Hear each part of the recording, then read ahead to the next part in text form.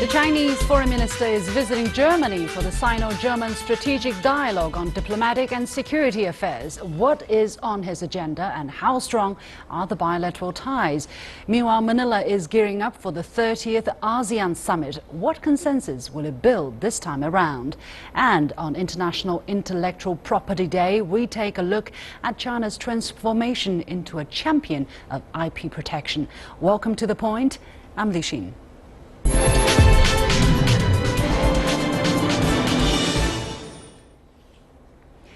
Now, Chinese Foreign Minister Wang Yi is visiting Germany to attend the third round of China-Germany strategic dialogue on diplomatic and security affairs. He has met with German Chancellor Angela Merkel and his German counterpart Sigmar Gabriel.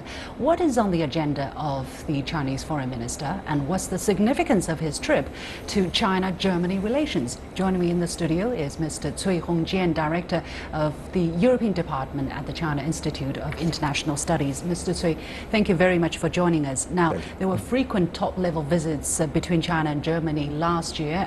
For instance, German President Mr. Gauck was in China, and German Chancellor Angela Merkel was in China twice as well. And we also expect similar frequent exchanges this year. What is the significance of Foreign Minister Wang Yi this time? Yeah. I think firstly, as we know, it's structural of the exchange between those two countries.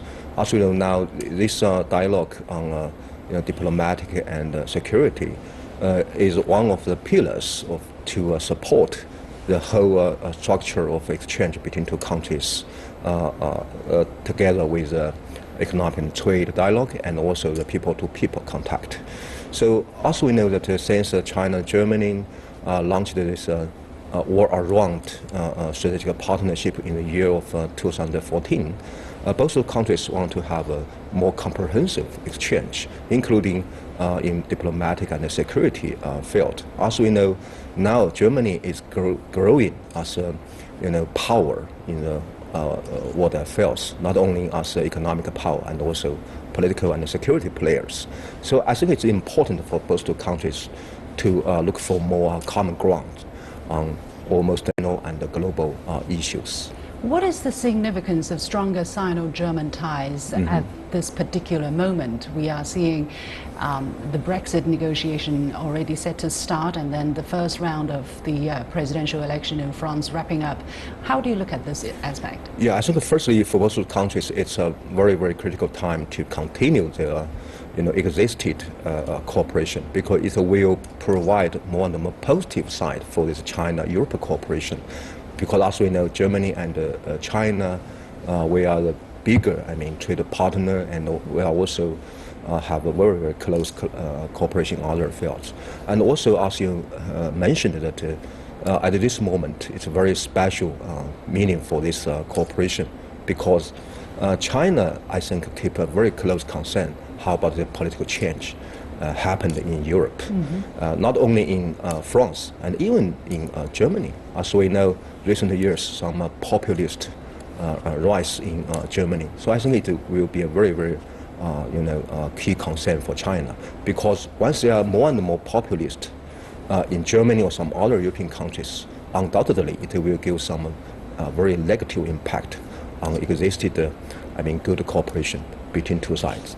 How do you value the current state of bilateral ties? We understand that last year between China and Germany we had some frictions in terms of economic affairs, for instance concerning Chinese enterprises making acquisitions of German companies.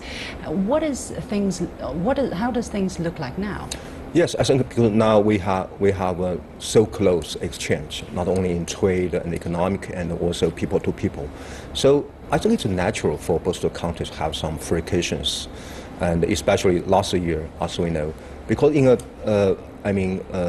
not so good environment last year, and it's especially for German side, I think they shared some opinions with other European countries or even with the European Union in Brussels to try to look for some more problems from China, from this cooperation. And also I think it's a kind of unfamiliar with this change. Unfamiliar. With the change of the for example, huge investment from China to Europe. And secondly, to some degree, I think it's a kind of a response from the German government to the rise of a populist in Germany, because people or some public opinion, they criticize some problem for China or some investment like that, some worry about that. And I think third, that undoubtedly we need some more time to look for a new way for more cooperation, because as we know, it's it's a reality already that once China develops more and more, there will be some competition between those two countries, especially in some manufacturing or some other. Speaking of competition now, under the Made in China 2025 initiative, China will allow Germany easier access of investment into the Chinese market in exchange for transfer of technological know-how to China. However, some German companies have expressed concern that China could use this opportunity to become a strong competitor to Germany. What is your response to that? I think, firstly, I hope that the German side would have a better understanding about the Chinese strategy and upgrading its economic and also manufacturing structure.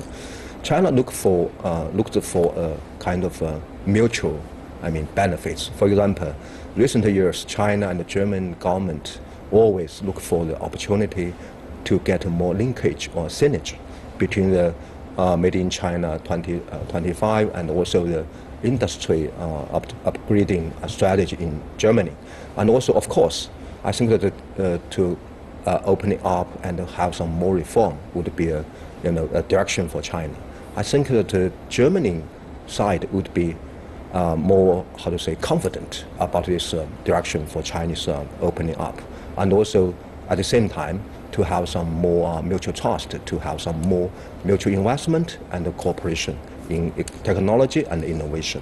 Thank you very much, Mr. Cui Hongjian, Director of the European Department at the China Institute of International Studies. As we found out, the total amount of Chinese investment in Germany for last year was more than the combined total of the past 10 years. So we can understand the fear and suspicion of some people in the German government or in the German business circle about the real intention of China's increased economic activity in Germany. At the same time, a lot of these Chinese enterprises are entering the German market in a disorderly fashion, and there too more management is needed. So I think this kind of visit by Chinese Foreign Minister Wang Yi to Germany is coming at a right time, as definitely more dialogue and coordination would be necessary. And you're watching The Point with me, Liu Xin. We'll take a short break and we'll be back right after this. The 30th meeting of ASEAN, the Association of Southeast Asian Nations, is taking place in Manila, Philippines from April 26th to 29th. All 10 ASEAN leaders are expected to join the summit on Saturday.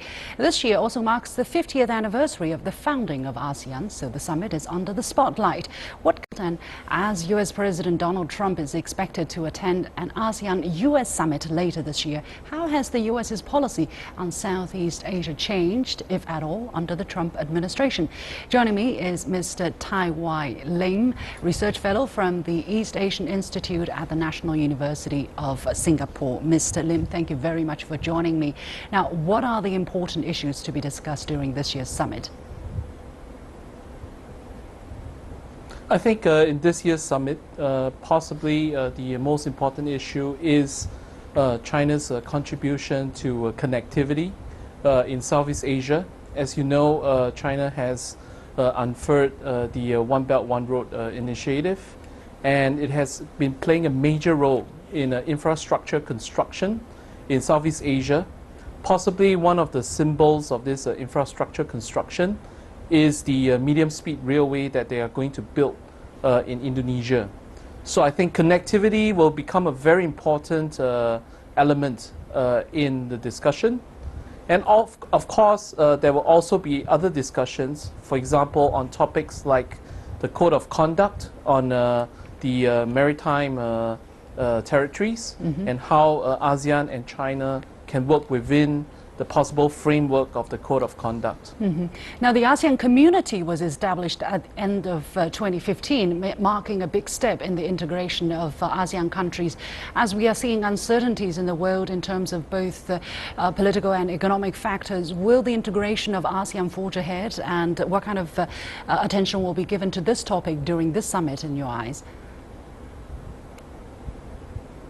The ASEAN Economic Community was formed in December 2015, and it wants to be a community to ensure that there's integration of the economies within Southeast Asia, to break down the barriers so that there can be free flow of goods and services between ASEAN countries. Now, ASEAN Economic Community does not pretend to be very ambitious.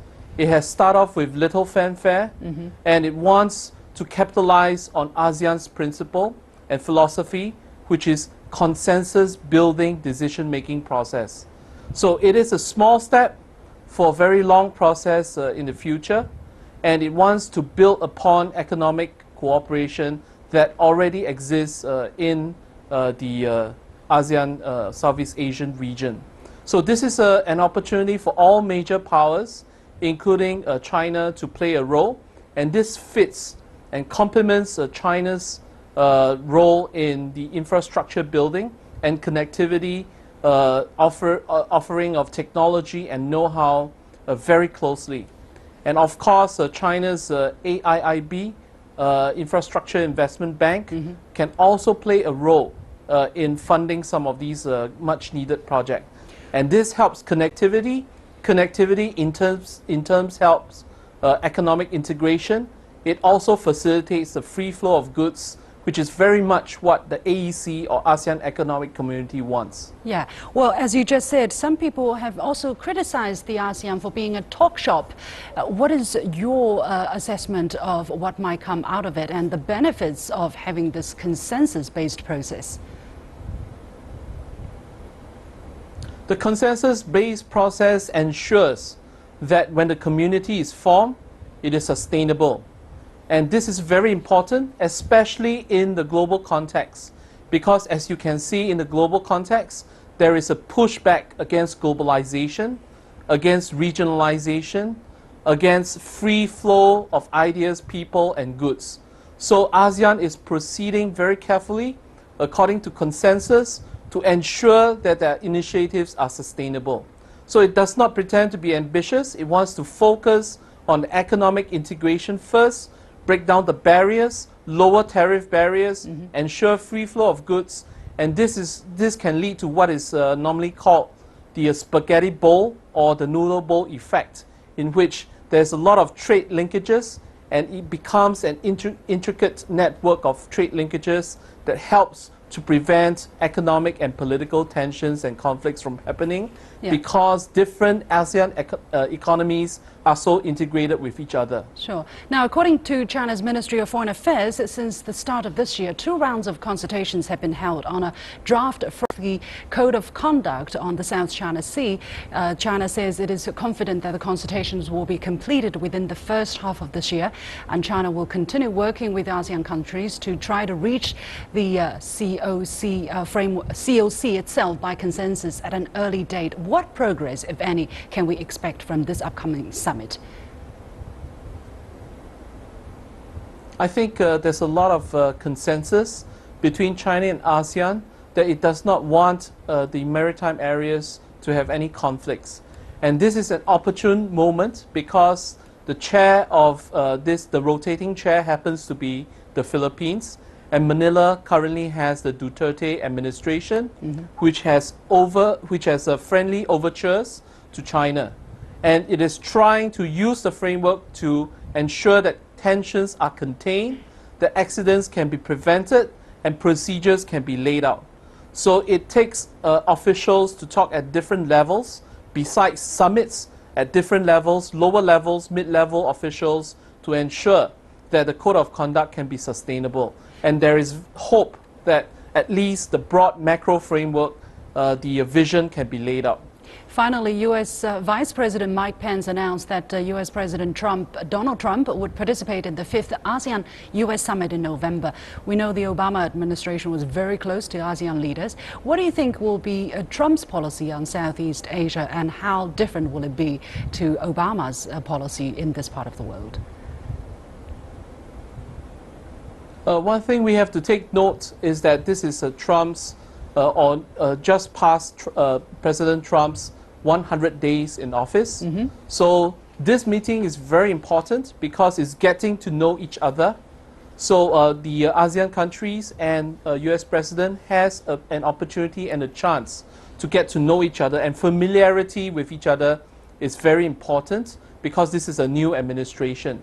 The US has been a Pacific power and also a very long-standing participant in ASEAN affairs. So it is hoped that ASEAN and the US administration, after getting to know each other, can then lead on to much more concrete cooperation. And ASEAN is open to all major powers, including the US as well as China, to participate in issues and also in areas like infrastructure building, which traditionally has been the case with US, Japan, and also with China. So all these big powers can play a very important role, and then this provides the institutional platform for further cooperation to happen henceforth. Thank you very much, Mr. Tai Wei Lim, Research Fellow from the East Asian Institute at the National University of Singapore. You're watching The Point. I'll be back right after this with our last discussion. Stay with me. As Wednesday is World Intellectual Property Day, let's examine the journey of China from piracy to protection. China has come a long way in its protection of IP rights in order to create a more innovative economy. With the emergence of big data and Internet Plus, a national strategy to integrate the Internet with traditional industries, what new challenges are we facing with IP protection? I'm pleased to have Mr. Chen Xueming, partner at the Zhongzi Law Office in Beijing, and Mr. Martin Schwimmer from New York, partner at Leeson Ellis, a New York IP boutique law firm. Welcome to the show, gentlemen. Mr. Chen, let me come to you first. Now, last month, the World Intellectual Property Organization revealed that China filed more than 43,000 applications under its Patent Cooperation Treaty in 2016. That's up some 44% compared with the year before. China now ranks third after the United States and Japan in this regard. What do you think are the reasons behind this achievement? Do the figures signify that China has changed into an innovator rather than a copier? I think this is certainly a very remarkable result for China to achieve in such a short period of time. But it's going to be a long way to become an innovation-driven economy. But certainly this is something really that people should be encouraged to see the development in the history of the country. Two things I want to mention. First is that the Chinese government's role in promoting and raising the awareness of intellectual property protection has been removed. And in the meantime, the awareness of the public in the last 1 or 2 decades has been raised to a very high standard. So the companies, entrepreneurs are now very aware that we are competing on international level instead of competing national level. So it's very important for the country and for the economy to survive and to survive well in today's competitive economy environment. Mr. Schwimmer, now China has long been seen as a land of copycats, and a lot of people still talk about that. According to your experience in your daily practice, how do you view China's performance in this regard? Do you think China has improved, in what regard, and where China is still lagging behind? I think it is incredibly gratifying to see what is going on with China. I have been an intellectual property lawyer for 30 years, and candidly, when I started out in this, China was a little bit of this unknown territory. It was a black box with regards to obtaining rights and protecting rights, and now it is really into its own as a member of the international intellectual property community. Wow, it's really nice to hear that. Now, Mr. Chen, over the years, as we have heard, Chinese government has placed great efforts into protecting intellectual property. For instance, China has made amendments to its IP laws and has set up actually a few national court, IP courts, to handle these cases. Have you dealt with these causes? Could you share with us how these courts function and how these government policies, legal instruments are helping in the effort of IP protection? Well, on the legislation front, the laws governing intellectual property have been constantly updated, revised to make it up to date, to make the laws being able to deal with the needs of the real market and what the society needs.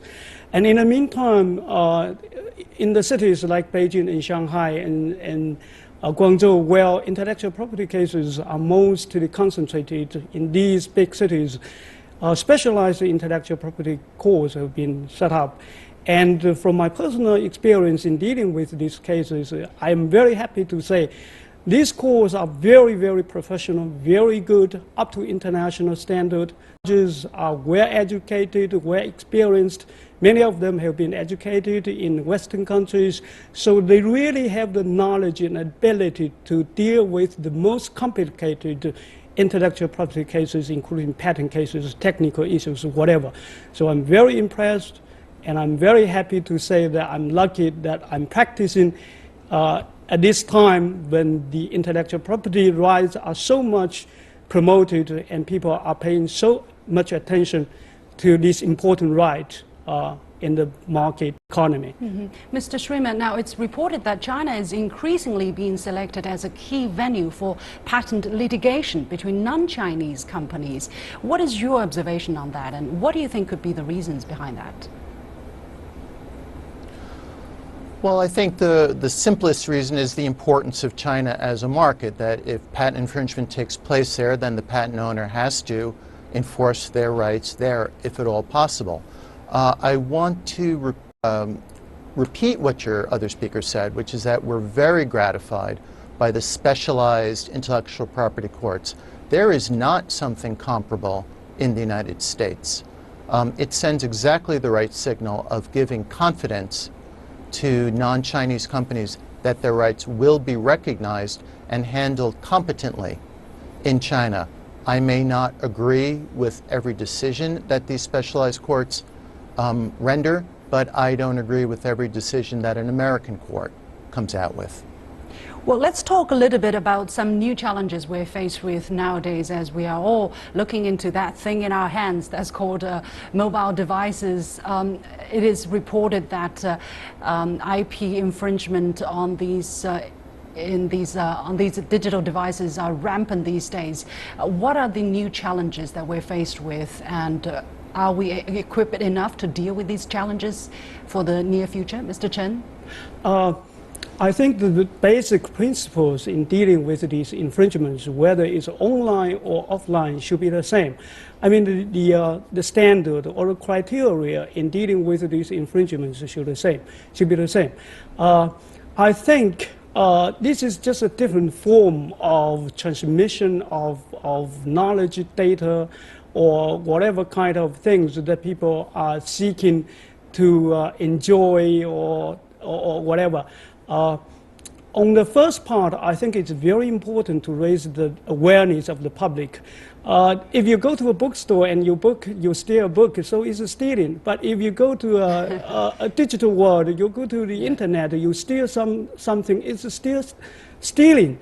So I think it's very important to raise the public's awareness that whatever you steal on the internet or whatever devices you steal, it's IP, it's the right of another party that you should respect, and you should not have done so.